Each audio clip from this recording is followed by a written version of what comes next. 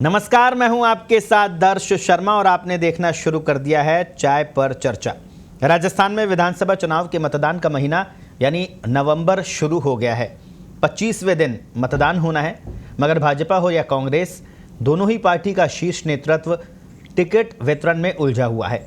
इसी का नतीजा है कि इस चुनावी माहौल में दोनों ही पार्टियों की जनसभा और रैलियों पर जैसे मानो ब्रेक लग गया है। भाजपा की चर्चा करें तो प्रधानमंत्री नरेंद्र मोदी की आखिरी सभा आचार संहिता लगने से पहले 5 अक्टूबर को जोधपुर में हुई थी। इसके बाद किसी बड़े नेता की सभा नहीं हुई। भाजपा के राष्ट्रीय अध्यक्ष जेपी नड्डा प्रदेश में आए, लेकिन उन्होंने पार्टी नेताओं की बैठक के अलावा किसी अन्य कार्यक्रम में भाग नहीं लिया। हालांकि आज उत्तर प्रदेश के मुख्यमंत्री योगी आदित्यनाथ ने तिजारा में जनसभा की और पार्टी उम्मीदवार के पक्ष में माहौल बनाने की कोशिश की, लेकिन जिस तरह से चुनाव प्रचार परवान पर चढ़ना चाहिए वैसा अभी तक नजर नहीं आ रहा। भाजपा की तरह कांग्रेस में भी इस दौरान चुनावी सभा अपेक्षाकृत कम रही। एकमात्र प्रियंका गांधी दौरे पर आई। दौसा के सिकराय में 20 अक्टूबर को सभा के बाद उन्होंने 25 अक्टूबर को झुंझुनू में एक कार्यक्रम में भाग लिया। इसके अलावा कांग्रेस के किसी भी बड़े नेता ने प्रदेश में चुनावी दौरा नहीं किया। अब सवाल ये, क्या भाजपा और कांग्रेस में टिकट वितरण को लेकर पहले प्रैक्टिस नहीं हुई थी? टिकट वितरण में देरी ने प्रचार पर ब्रेक लगा दिया है, प्रचार अभियान पर। ऐसे में सवाल ये, क्या स्वस्थ प्रचार अभियान नतीजों को प्रभावित करेगा?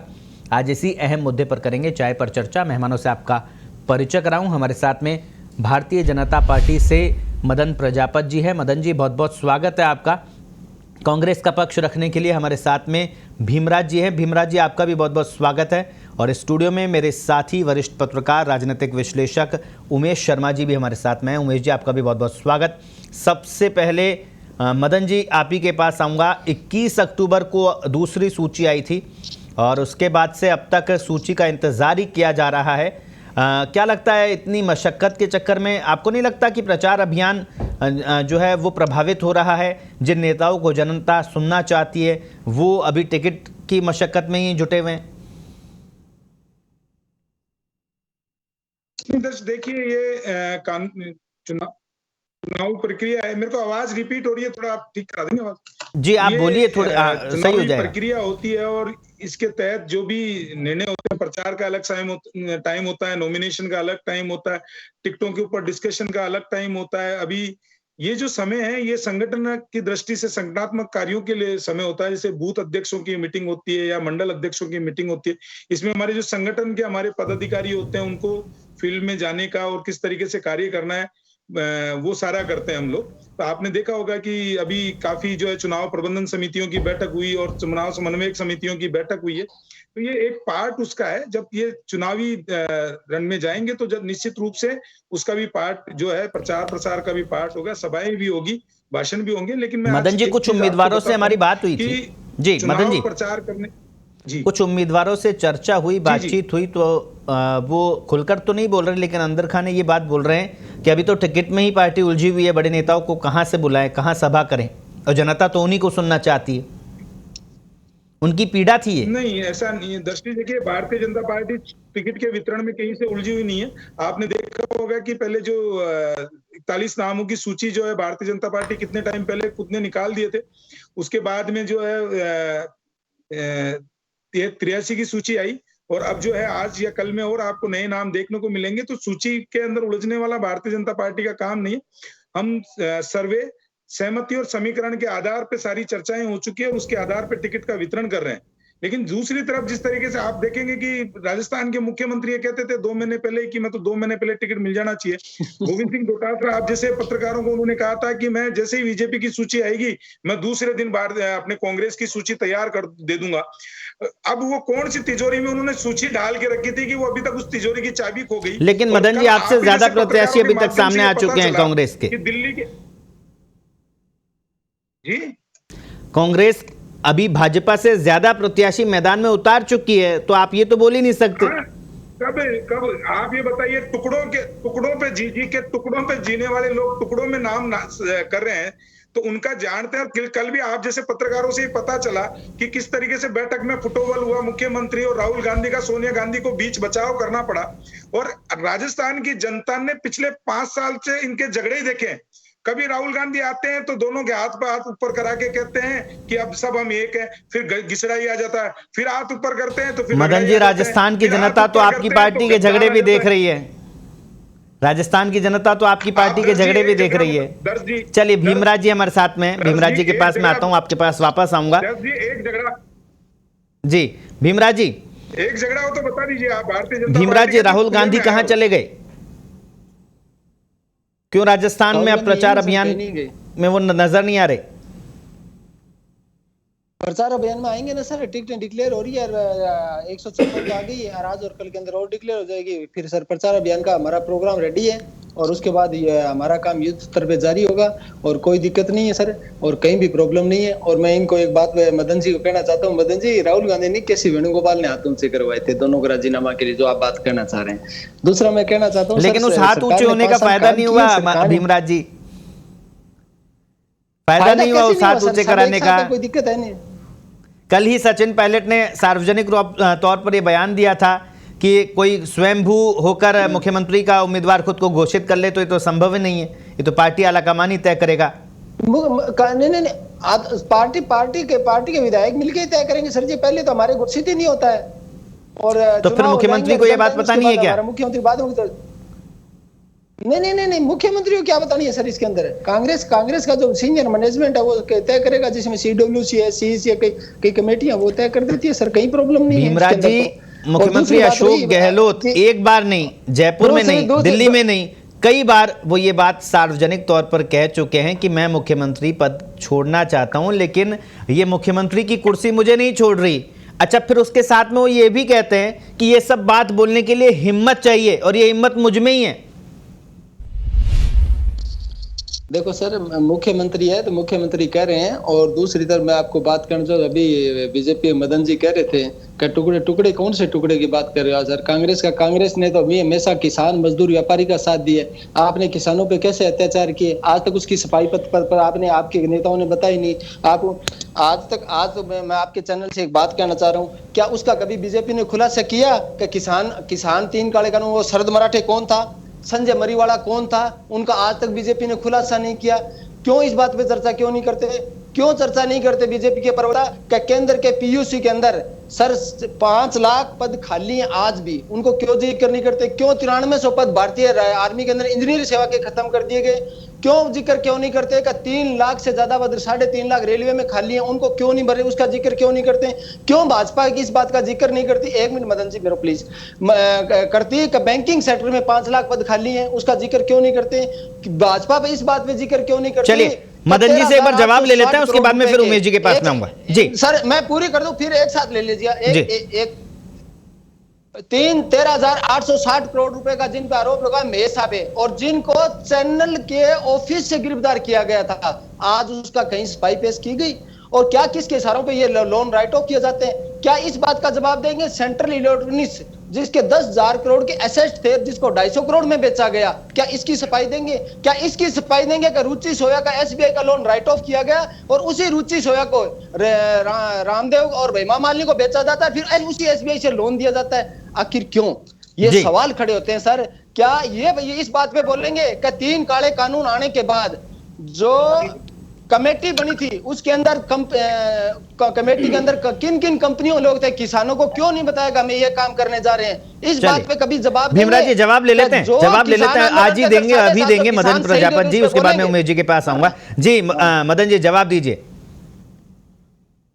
देखिए, मैंने बड़ी गंभीरता से, क्योंकि कांग्रेस के प्रवक्ता जो गुजरात जी उन्होंने बोला तो मैं उनका सम्मान करते हुए सुनाऊं, बीच में टोका नहीं। मैं भी सोचता हूं कि वो भी नहीं टोकेंगे।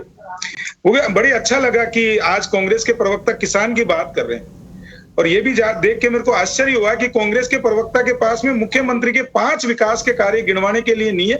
ये इधर उधर जा रहे हैं, वो कर्ज है, वो कर्ज, उन सब पे अगर बात होगी तो मैं गिनवा दूंगा इनको। लेकिन जो किसान की बात करने वाले हैं, और आपने आज बड़ा अच्छा सब्जेक्ट है, मैं उसी सब्जेक्ट पे आता हूं कि चुनावी रैलियों की बात करता हूं।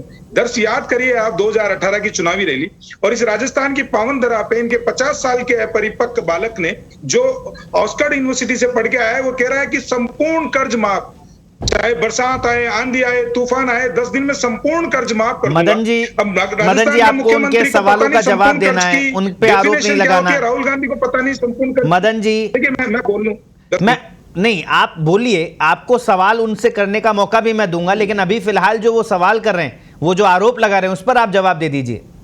मैं वही बता रहा हूँ ना, आप जवाब दे दीजिए, उन पे आरोप लगाने की बजाय आप जवाब दीजिए, क्योंकि अक्सर यही होता है। ना, मैं सुनिए जी, मैं किसान की वो उसका जवाब भी दूंगा। किसान की बात करने वालों को आईना दिखा दूं मैं। किसान की बात करने वाले लोग, संपूर्ण कर्ज तो राजस्थान में माफ नहीं है, लेकिन 19,422 किसानों की जमीन इस राजस्थान में नीलाम हो गई, और राजस्थान का मुख्यमंत्री आंख पे पट्टी बांध के कुर्सी बचाने के लिए धृतराष्ट्र बना रहा। इस राजस्थान में किसान को उसकी एमएसपी पे बाजरा नहीं बिका, और राजस्थान का मुख्यमंत्री धृतराष्ट्र बना रखा। राजस्थान के किसान को हरियाणा में जाके बाजरा बेचना पड़ा। इस राजस्थान के मुख्यमंत्री के रहते हुए एक किसान ने लाइव वीडियो बनाया, और लाइव वीडियो बनाते हुए आत्महत्या कर ली, और ये कहा कि मेरी हत्या के लिए अगर कोई जिम्मेदार है तो राजस्थान का मुख्यमंत्री और सचिन पायलट जिम्मेदार है। लेकिन राजस्थान का मुख्यमंत्री आंख में पट्टी बांध के धृतराष्ट्र बना रहा। और इन्होंने बात कर रहे हैं संगठन की, जिनके पास में जब से गोविंद सिंह डोटासरा बना संगठन था ही नहीं। 4 महीने पहले तो संगठन है, तो ना तो चुनाव में संगठन न किसान के हुए। और आज राजस्थान में युवाओं ने देखा है आदर्श कि किस तरीके से ये सरकार में 3500 रुपए के वादे के साथ में आए थे बेरोजगारी के भत्ते के साथ। मदन जी बेरोजगारी सुनिए, राजस्थान के युवाओं को ये उनके सवालों का जवाब है या उनके आरोपों का जवाब है? लगता है फिर आपने उनके आरोपों को ढंग से सुना नहीं। दर्श जो किसान की बात कर रहा है, जो युवाओं की बात कर रहा है, और जो 2018 में वादे करके आए उनको आईना दिखाने की बात। आप भी क्या कर रहे हो? आप भी तो यही कर रहे हो। आईना नहीं दिखाना है, जवाब देना है। आप जिम्मेदार हो, केंद्र में आपकी सरकार है, जो आपने वादे किए थे उस पर जवाब देना है ना। किसने? मैंने वादा किया, हमने वादा किया था मैनिफेस्टो में 356 अट्टे की हट्टी हमने वादा किया। किसानों की आय दोगुनी करने का वादा किसने किया था? हमने वादा किया किसान की आय 2 गुना होगी। 6.6 हो गई 2 गुना है। मदन जी 2 गुना हो गई क्या है? राजस्थान में चलिए, उमेश शर्मा जी हमारे साथ में। उमेश जी देखिए किस तरह से बातों को घुमाया जाता है। सीधे सीधे कांग्रेस के जो प्रवक्ता थे वो जवाब मांग रहे थे, लेकिन जवाब की बजाय उल्टा घुमाने के अलावा कोई दूसरा काम ये अक्सर भाजपा और कांग्रेस के प्रवक्ता दोनों ही करते हैं। क्या आपको लगता है जनता इनको देख रही है? देखिए, आप देख सकते हैं कि चुनाव सर पर, लेकिन अभी तक राजस्थान में कहीं ऐसा माहौल नजर नहीं आ रहा कि जो प्रत्याशी है वह चुनाव प्रचार में पूरी दमखम के साथ उतरे हों। वजह सबसे बड़ी ये है कि टिकटों पर अभी तक भी असमंजस की स्थिति बनी हुई है। बीजेपी में जहां अभी तक भी 76 सीटों पर प्रत्याशियों के नाम घोषित होना बाकी, वहीं कांग्रेस में यह संख्या 45 के आसपास है। सबसे बड़ी बात यह है कि जिस तरह से पैराशूटी उम्मीदवार उतारे जा रहे हैं, इससे वाकई बात साबित हो रही है कि दोनों ही पार्टियों के पास चेहरे नहीं है। जयपुर की बात कर ली जाए तो जो झोटवाड़ा सीट है वहाँ से बजरंग पूनिया का नाम चल रहा है, क्योंकि वहाँ पर जो वर्तमान विधायक और मंत्री हैं, कैबिनेट मंत्री लालचंद कटारिया, उन्होंने चुनाव लड़ने से मना कर दिया। तो कांग्रेस के पास वहां पर कोई लोकल ऐसा नेता नहीं है जिसको हरियाणा से लेकर बजरंग पूनिया को ला रहे हैं। जहां तक किशन पोल की बात की जाए तो बीजेपी के पास पूर्व विधायक मोहनलाल गुप्ता सहित कई नेता वहां दौड़ में हैं, लेकिन सर्वे में उनकी स्थितियां अच्छी नहीं है। यही वजह है कि जो कांग्रेस से ज्योति खंडेलवाल है उनको बीजेपी में लाया गया, और चर्चा यह कि उनको वहां से टिकट दिया जा सकता है। हवा महल की बात की जाए तो वर्तमान सिटिंग एमएलए महेश जोशी का टिकट लगभग कटता नजर आ रहा है, क्योंकि जिस तरह से उनके चहेतों ने आज पीसीसी के बाहर प्रदर्शन किया, उससे बात साफ हो रही है कि उनका टिकट कट रहा है। वहां से आरआर तिवाड़ी को टिकट दिया जा रहा है। आरआर तिवाड़ी पिछले दिनों ही उनको शहर का अध्यक्ष बनाया था, लेकिन एज फैक्टर की बात की जाए तो युवाओं की बात की जाती है और वो एज फैक्टर में उसमें फिट नहीं बैठते हैं। तो कहीं ना कहीं दोनों ही पार्टियों के समक्ष सबसे बड़ी समस्या जो आ रही है वो है उपयुक्त नेता की, उपयुक्त प्रत्याशी की। सबसे बड़ी बात यह भी है कि जो नेता बरसों से इन सीटों पर काबिज थे, उन्होंने सेकंड लाइन तैयार ही नहीं होने दी। यही वजह है कि पार्टी को इस बार इतनी कशमकश करनी पड़ रही है और उन्हें नेताओं के नाम नहीं मिल रहे हैं। तो कहीं ना कहीं जब तक टिकटों का फैसला नहीं होगा तब तक प्रचार अभियान तेज होने की बात बेमानी होगी। जहां तक बात की जाए, राजस्थान में आने वाले 3-4 दिनों में बड़े बड़े नेता आ रहे हैं, लेकिन वो उस स्तर का प्रोग्राम नहीं है, उस तरह का कार्यक्रम नहीं है कि नामांकन रैलियों में भाग ले रहे हैं। चाहे आज योगी आदित्यनाथ की बात कर ली जाए, कल केशव प्रसाद मौर्य आ रहे हैं, परसों राजनाथ सिंह आ रहे हैं, 4 तारीख को जेपी नड्डा का भी आने का कार्यक्रम है। लेकिन जैसी सभाएं, जिसे कहते हैं लाखों की संख्या में लोगों को इकट्ठा करना, वैसी कोई सभा अभी तक फिलहाल दोनों पार्टियां ही तय नहीं कर पाई है। और इसमें यह भी बड़ी बात सामने आ रही है क्योंकि तेलंगाना में पहले चुनाव है, एमपी में चुनाव होने हैं और छत्तीसगढ़ में चुनाव होने हैं, ये सब राजस्थान से पहले चुनाव होने वाली क्षेत्र हैं। तो कहीं ना कहीं सारे नेताओं का फोकस अभी फिलहाल वहाँ है। तो माना ही जा रहा है कि राजस्थान में 25 नवंबर को चुनाव है, तो ये सभाएं 10 से 25 नवंबर के बीच ही शुरू हो पाएंगी। क्या लगता है, क्योंकि अब तकरीबन जो आपके एक या दो और सूची आना बाकी है, क्या लगता है राहुल गांधी या प्रियंका गांधी और बड़े नेता राजस्थान का रुख करेंगे? यहाँ की जनता को वो, क्योंकि जनता उनको सुनना चाहती है, उनके दौरे देखने को मिलेंगे? सर, कांग्रेस के अंदर स्टार प्रचारकों की एक लिस्ट बनाई जाती है और स्टार प्रचारकों की लिस्ट बनाने के बाद उनके दौरे यहाँ राजस्थान प्रदेश के वार रूम बना हुआ है, वहां से डिसाइड होगा कि किसको कहाँ भेजना है, किसकी कहाँ रैली करवानी है, कहाँ दौरा करवाना है, कहाँ पैदल मार्च करवाना है। तो ये सब सर वहां से डिसाइड हो जाएगा। स्टार प्रचारकों की एआईसीसी द्वारा लिस्ट बना दी जाती है, उसके बाद हम लोग उनका आगे प्रोग्राम तैयार करते हैं और फिर वो आपको और जनता को पता होता है कि कहाँ कहाँ दौरा, और मीडिया के माध्यम से जनता जो रूबरू होती है वो रूबरू हो जाएगी। लेकिन आपके नेता तो पार्टी छोड़कर जा रहे हैं भीमराज जी, आपके नेता तो टिकट नहीं मिलने से इतने नाराज हो रहे हैं कि विचारधारा को छोड़ रहे हैं। क्यों संभाल नहीं पा रही है पार्टी? सर जी, मैं एक बात, कांग्रेस के अंदर करीब 4420 के करीब आवेदन आए हैं, ठीक है। टिकट 200 की तो मिल रहा है ना। तो कुछ लोगों के अल्प समय में बड़े सपने होते हैं। वो लोग चाहते हैं कि मैं ये आज बीज बोऊं, कल मेरे फल उग जाए, पौधा उग जाए, फल लग जाए। तो वो लोग होते हैं सर, सम टाइम में प्रोग्रेस चाहते हैं, वो सब जगह देखने को मिलते हैं। कौन से संगठन में देखने को नहीं मिलेंगे? वो जिनको इधर से उधर जाना है वो जाएंगे, उनसे कोई फर्क नहीं पड़ता। जो योद्धा युद्ध को मैदान बीच में छोड़ के जाए सर जी, वो यहाँ न्याय नहीं करेगा, वहां भी न्याय नहीं करेगा। और दूसरी, में मेरे प्रवक्ता जी ने पूछा, मैं इन्होंने किसानों की सुसाइड का कहा था, तो मैं एक सवाल ये पूछना चाहता हूँ कि किसानों की आत्महत्या के आंकड़े 2016 के बाद बंद क्यों किए गए? आप जनता को, देश की जनता को बताइए। दूसरा, यदि आप किसानों का इतना हित चाहते हैं तो सर जी, एक रिपोर्ट कहती है कि हिंदुस्तान के जो बांध है, बांधों में सर जी 30% मिट्टी आ गई, क्योंकि पहाड़ों से पानी आता है सर जी, या आता है जो ऊपरी एरिया से ढलान में बांध होते हैं आते हैं, उनमें 30% मिट्टी जमी हुई है। क्या मिट्टी निकालने के लिए किसानों की समस्या को निदान पाने के लिए एक पूरी होने दीजिए। तो क्या उसके पास, सरकार के पास कोई प्रोजेक्ट है?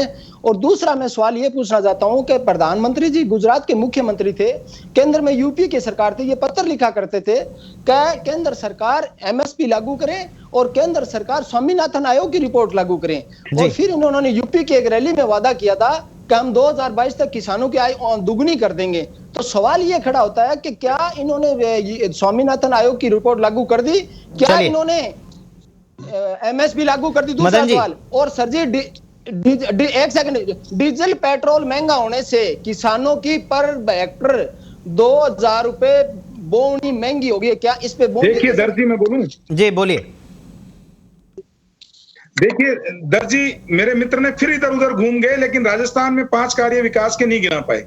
आपने मेरे से बोला कि मैंने इनका जवाब नहीं दिया, लेकिन मैं आपको एक बार बताऊं कि इनका जवाब मैं जो पूछना चाह रहा हूं, मैं ये पूछना चाह रहा हूं कि क्या 2018 के मैनिफेस्टो में जो वादे कांग्रेस ने किए थे वो झूठे किए थे क्या? किसान का संपूर्ण कर्ज माफी का वादा, कांग्रेस और भाजपा दोनों एक दूसरे से पूछेगी तो फिर जवाब कौन देगा? एक मिनट, 10 सेकंड, हर जी 10 सेकंड दीजिएगा। मैं आपके सवाल का स्वागत है, मैं जवाब दूंगा।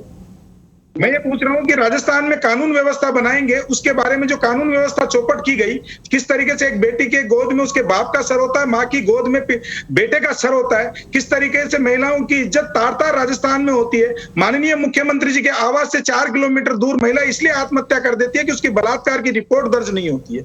माननीय मुख्यमंत्री जी के गृह जिले में शिक्षा के मंदिर में बलात्कार हो जाता है। राजस्थान में तुष्टीकरण की राजनीति इस पराकाष्ठा पे पहुंचती है कि जय सिया राम बोलने वालों को जेल और दंगाइयों को मुख्यमंत्री जी इफ्तार पार्टी में भोजन देते हैं, कराते हैं। क्या ये राजस्थान की जनता सवाल जवाब नहीं करे? मैं एक चीज दर्श ये पूछना चाहता हूं आपके माध्यम से कि मेरे मित्र किसान की बात कर रहे हैं, स्वामीनाथन आयोग की बात करते हैं। मैं आज पूछना चाहता हूं कि उसके चर्चा जब होगी देश की, मैं आपको आंकड़ों के साथ में डिबेट में जवाब दूंगा, लेकिन ये बता दें कि राजस्थान के किसान का बाजरा एमएसपी पे क्यों नहीं खरीदा गया? चलिए एक बार जवाब ले लेते हैं। मदन जी, समय हमारे पास में कम है। मदन जी, समय कम है। भीमराज जी जवाब दीजिए। हो गई, जवाब। और राहुल गांधी ने जो वादा किया था उसका क्या हुआ? मदन जी समय हमारे पास में कम है। भीमराज जी जवाब दीजिए। सर जी, राजस्थान लीजिए भीमराज जी से कि राजस्थान के अंदर युवाओं का पेपर जो है आरपीएससी की संस्था का सदस्य, अब वो मदन लीक जी करता हुआ रुकिए ना। पाया जाता है। 2 मदन जी करोड़ भाषण रुपए नहीं किसके देना पास है। ये भी बता के चाहिए। मदन जी और जो जवाब। 18 लाख रुपए मंत्री ने लिए उसका जवाब भी राजस्थान की जनता मांग रही है। भीमराज जी, चलिए भीमराज जी को मौका दीजिए अब जवाब देने का। दे रहा हूं। आप सवाल ही पूछते रहेंगे दोनों तो इतने समय खत्म हो जाएगा ना। जी भीमराज जी जवाब जी, दीजिए। मैं किसानों के कर्ज माफी पे ये कहना चाहूंगा कि सहकारी बैंक कोऑपरेटिव बैंक जो राजस्थान सरकार के अंडर थे उनका राहुल गांधी को यार एक मिनट, ये यार सर जी, आप शर्मा जी, आप मदन जी, सीधा सीधा इधर उधर भागने नहीं दूंगा, सीधा जवाब दो। इधर भागने कैसे नहीं दोगे? क्या भाग रहे हैं? कहीं भाग के नहीं जा रहे आप ये वैसे। हाँ, मैं कहीं ना मदन जी, मैं बोल रहा हूँ। मदन जी देखिए दोनों ही भाग रहे हैं। देखिए दोनों ही भाग रहे हैं। कहीं नहीं भाग रहे। जवाब दे रहा हूँ, जवाब सुनो। मदन जी सुनिए तो सही। अब मदन जी सुनिए एक बार। हाँ जी भीमराज जी बोलिए। शर्मा जी, मैंने पहले सवाल पूछे, उनका जवाब नहीं आया, दोबारा पूछे, उनका जवाब नहीं आया, बट मैं सवालों का जवाब देने को तैयार हूं। हाँ दीजिए मैं ये कहना चाहता हूँ, दीजिए। सहकारी बैंक के कर्जे माफ कर दिए गए हैं और मुख्यमंत्री ने पत्र लिखा नरेंद्र मोदी को कि आप सर जी योजना बताइए क्यों बचे। लेकिन भीमराज जी नरेंद्र मोदी जी से पूछ के थोड़ी ना वादा किया था आपने। मोदी जी से पूछ के वादा किया था। सेंट्रल गवर्नमेंट की नहीं, आप ये बताइए के विषय है। आपने घोषणा पत्र में जब जनता से वादा किया था तब जनता से तब आपने केंद्र सरकार का, आपको पता था केंद्र में भाजपा की सरकार, आपने पूछा था? दूसरी बात, उनको ये कहा गया कि जैसे आपने प्रधानमंत्री फसल बीमा योजना में जिसमें 49% केंद्र देती है, 49% स्टेट देता है, 2% का आप दीजिए ना, पर आप सर जी उसके अंदर नहीं है।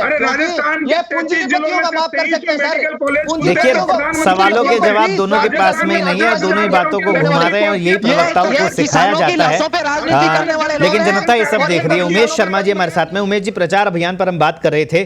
जिस तरह से प्रचार अभियान अब धीमा पड़ा हुआ है क्योंकि 6 तारीख नामांकन का आखिरी तारीख है और 25 तारीख को तो मतदान ही है और उससे 2 दिन पहले मतदान रोक भी जाएगा, समाप्त भी हो जाएगा। क्या लगता है, क्योंकि राजनीतिक दलों के उम्मीदवार तो नजर नहीं आ रहे, लेकिन इस बार जो बागी हैं उनका प्रचार अभियान लेकिन चरम पर है। बिल्कुल, देखिए बागी दोनों पार्टियों के लिए परेशानी बने हुए हैं। चंद्रभान आकिया की बात की जाए, आशा मीना की बात की जाए, इसके अलावा जयपुर शहर में जिस तरह से राजपाल सिंह शेखावत के कार्यकर्ता लगातार राज्यवर्धन सिंह राठौड़ का विरोध कर रहे हैं, तो कहीं ना कहीं बागी अभी तक बीजेपी के लिए परेशानी बने हुए हैं। खास बात यह है कि डैमेज कंट्रोल कमेटी बनाई गई, लेकिन कैलाश चौधरी ये कह रहे हैं कि मैं किसी कमेटी का सदस्य नहीं हूं, तो कहीं ना कहीं पार्टी में सामंजस्य दिखाई नहीं दे रहा है। हालांकि सीपी जोशी ये बात कहते नजर आ रहे हैं कि वो सब जगह से फीडबैक ले रहे हैं और उसके अनुसार ही काम किया जाएगा। लेकिन कैलाश चौधरी ने जिस तरह से प्रेस वार्ता के दौरान ये बात कही कि मैं पार्टी का सादा कार्यकर्ता हूँ, मुझे किसी कमेटी का सदस्य नहीं बनाया गया है, तो ये बड़ी चौंकाने वाली बात है। और डैमेज कंट्रोल करना दोनों पार्टियों के लिए सबसे बड़ी बात है, क्योंकि देखिए चंद्रभान आकिया का जनाधार, क्योंकि वो सिटिंग एमएलए हैं और जिस तरह से वो लगातार वहाँ विरोध कर रहे हैं, जो भीड़ उनकी उमड़ रही है, वो वाकई में पार्टी के लिए चिंताजनक स्थिति हो सकती है। चलिए, भले नरपत सिंह राजू यहाँ से चुनाव लड़े हो, लेकिन इस बार की परिस्थिति और पहले की परिस्थितियों में कहीं ना कहीं अंतर है। जी, निश्चित तौर पर हम उम्मीद करते हैं कि जो टिकटों की जो मशक्कत है वो जल्द पूरी हो और जनता के बीच, क्योंकि सभी को जाना है और बड़े नेताओं को भी जनता सुनना चाहती है, वो जल्द से जल्द हो ताकि पता चल सके कि जनता से वादे करने वाले कौन हैं और कितने वो जनता के वादों पर खरे उतरते हैं। आप सभी मेहमान इस चर्चा में शामिल हो, इसके लिए बहुत बहुत धन्यवाद। तो फिलहाल के लिए आज इतना ही, कल फिर हाजिर होंगे किसी नए मुद्दे के साथ। तब तक के लिए मुझे दीजिए इजाज़त। नमस्कार।